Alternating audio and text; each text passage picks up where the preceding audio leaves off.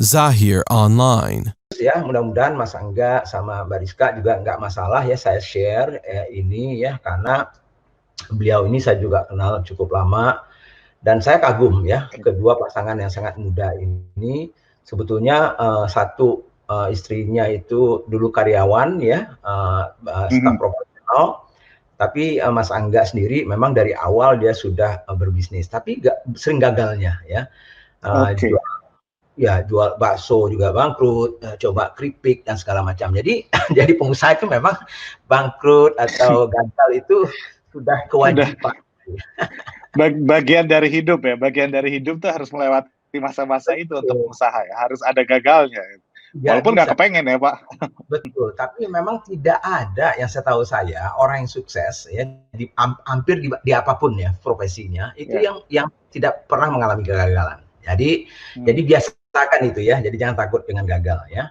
Nah jadi begitu mereka sudah sering gagal, akhirnya mungkin mereka cerita sama saya waktu ketemu itu, Pak, kami sudah jual ini, jual itu segala macam, sehingga dengan modal yang sangat minim yang saya cerita itu sekitar 500.000, mereka mulai kembali membangun bisnisnya. Tapi akhirnya masuk ke kuliner ya, buat lapis kukus ya, kayak bolu kukus gitu ya, di Bogor, karena mereka waktu itu tinggalnya di Bogor. Nah mereka mencari apa ini Pak Budi? Lapis Bogor Sangkuriang yang sekarang sangat terkenal. Kuning ungu itu ya. Betul. Yang itu. Nah, jadi mereka itu melihat apa sih yang sebetulnya kurang di Bogor itu ya. Banyak sebetulnya oleh-oleh di Bogor itu, tapi kok kayaknya kurang representatif ya dan segala macam ya. Nah, kemudian yang khasnya di Bogor itu apa? Kenapa akhirnya awalnya mereka memakai talas itu sebagai bagian dari pembedanya mereka dengan yang lain gitu. Makanya dulu banyak orang bilang lapis talas Bogor dulu disebutkan gitu. Nah, brandnya itu gitu ya. Nah, karena Bogor itu kan banyak talas ya dulunya. Jadi itu dijadikan. Nah, pendek kata adalah memulai dari 500.000, kemudian berkembang ya. Saya nggak usah ceritakan prosesnya ya tentunya. 2011 itu kemudian mereka akhirnya membangun bisnis di Surabaya karena istrinya dari Surabaya ya. Nah kemudian setelah itu di sana mulai berkembang karena pelajaran yang Anda dapat di Bogor sama ada problem yang di situ yang belum ada pengisinya dari kompetitornya. Nah mereka mengisi itu dengan lapis kukus pahlawannya di situ. Nah kemudian baru setelah kita masuk ke Jogja gitu ya kira-kira. Mereka punya pabrik ada di Bogor, di Surabaya dan Jakarta ya. Pertumbuhannya luar biasa tingginya ya. Waktu saya juga akhirnya membantu mereka ikut dari program-program kami gitu ya. Nah saya pikir bahwa ini bisnis yang dari UKM ya, pada level tertentu sudah harus dikerjakan dengan lebih profesional, dengan lebih sistematis gitu. Karena kalau nggak sayang kan bisa ambruk ini kalau. Jadi kadang-kadang ada tipe entrepreneur yang saya lihat. Tapi kebanyakan para entrepreneurs itu di awal-awal mereka membangun bisnis itu bagus mereka. Sangat kreatif, ya, cepat dan segala macam. Tapi begitu bisnisnya sudah semakin besar, nah kalau entrepreneur ini nggak mau belajar, kemudian juga mungkin kemampuan dia untuk mengelola bisnisnya yang lebih besar itu tidak ada, bisa-bisa ambruk itu. Nah disitulah sebetulnya pentingnya kita membangun sistem-sistem ya yang lebih profesional. Mungkin juga kalau memang diperlukan kita mulai merekrut orang-orang profesional gitu ya yang cocok dengan bisnis kita. Jadi itu yang kita lihat. Jadi pertumbuhannya luar biasa ya. Kalau nggak ada COVID ini mungkin sudah lewat dari 1 triliun saya pikir gitu ya. Jadi kalau kita lihat sebetulnya dari cerita tadi diawali di Bogor itu lapis Bogor Sangkuriang. Kemudian mereka masuk ke lapis kukus pahlawan sebetulnya ya. Jadi sebetulnya masuknya ke situ. Jadi oleh-oleh awalnya gitu ya. Iya. Kemudian baru setelah itu mereka masuk ke Jogja, baru Bandung, bolu susu Lembang, kemudian terakhir yang di Malang bolu kukus Singosari ini. Nah, kalau dilihat di situ sebetulnya memang konsepnya awalnya oleh-oleh gitu ya, walaupun mungkin di Bogor, kemudian Surabaya, dan Bandung itu 60%-nya itu kira-kira orang-orang domestik, orang lokal yang membelinya. Nah, tapi tetap untuk buah tangan gitu ya kira-kira. Yep. Rasanya, kualitasnya bagus banget gitu ya, tapi harganya juga sangat terjangkau gitu ya. Oke. Simple bisnis sebetulnya, tapi melihat ada peluang dan ada problem konsumen di situ diisi oleh mereka. Itu pada prinsipnya ya. Nah, berangkat dari modal 500.000 Pak Budi ya. Ribu ya, luar biasa.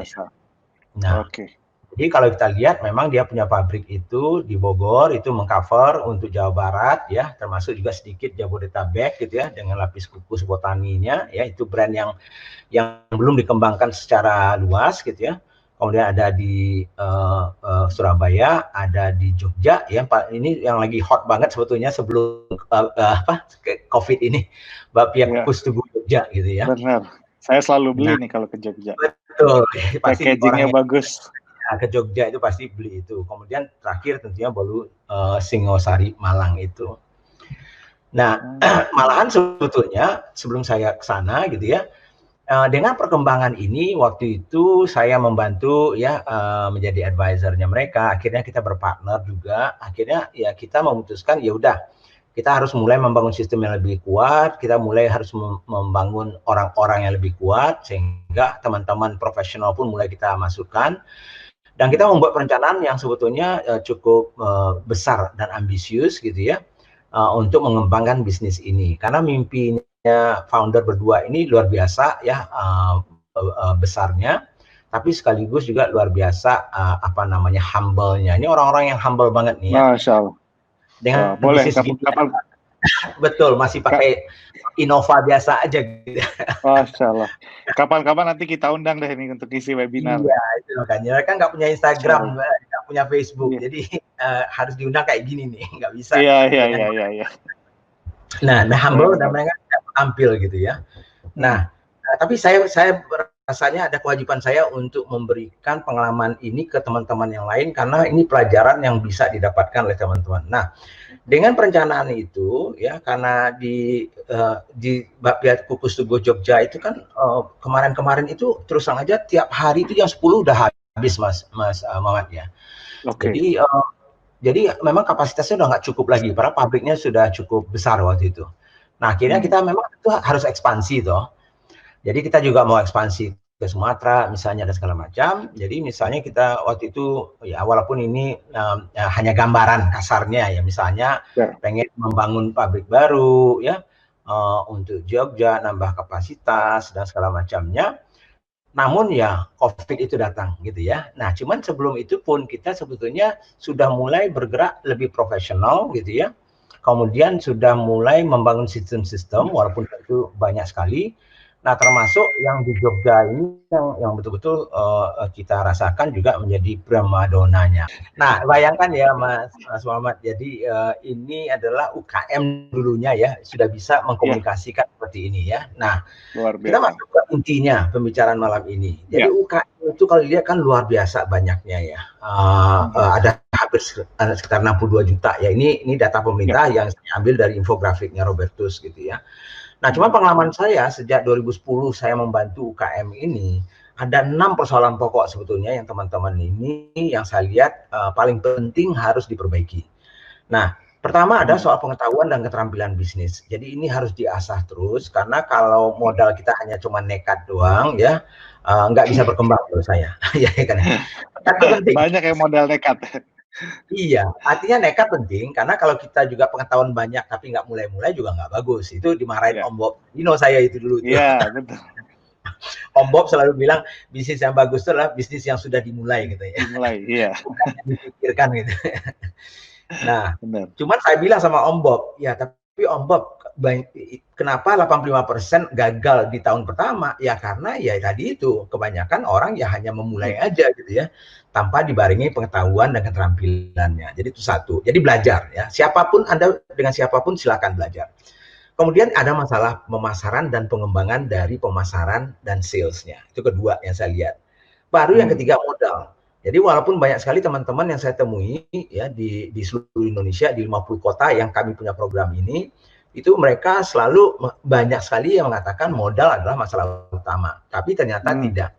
Nah, karena masalahnya adalah banyak sekali teman-teman yang punya modal pun habis karena tidak punya pengetahuan untuk mengembangkan modalnya, kan gitu ya. Nah, kemudian juga ada mengenai penggunaan teknologi. Nah, sekarang ini kan waktu yang paling tepat sebetulnya untuk jadi pengusaha kecil menurut saya. Karena tidak ada waktu yang paling tepat di mana pengusaha kecil itu sebetulnya bisa bersaing dengan perusahaan-perusahaan besar. Nah, kenapa? Dulu misalnya kalau kita mau membangun awareness, membangun komunikasi ya, sebelum ada sosial media, misalnya Facebook, Instagram, Twitter, dan segala macamnya itu, harus pakai TV, harus pakai radio, billboard. Itu luar biasa mahal, nggak mungkin UMKM bisa melakukan itu. Jadi, bagaimana menggunakan teknologi ya? Teknologi apapun, POS saja banyak yang gratis sekarang ini, benar nggak, Mas? Iya, betul. Nah, jadi misalnya, nah kemudian yang kelima ini yang saya bilang, kalaupun mereka sudah punya itu, banyak masalahnya mereka mau scale up, mau membesar, itu masalah di administrasi keuangan, masalah legalitas, itu Masya Allah, saya kadang-kadang membenahi itu aja, itu repotnya setengah mati, karena dari awal tidak ada data-data dan informasi misalnya ya, yang minim pun kadang-kadang nggak ada gitu, karena banyak sekali teman-teman yang mencampur adukan misalnya uang pribadi dengan uang usaha gitu ya, dan segala macam. Nah, yang keenam itu adalah masalah networkingnya. Jadi ini yang kami selalu mencoba membantu ya UMKM itu di 6 persoalan pokok ini. Oke. Jadi Pak Budi, sorry. Tidak apa-apa.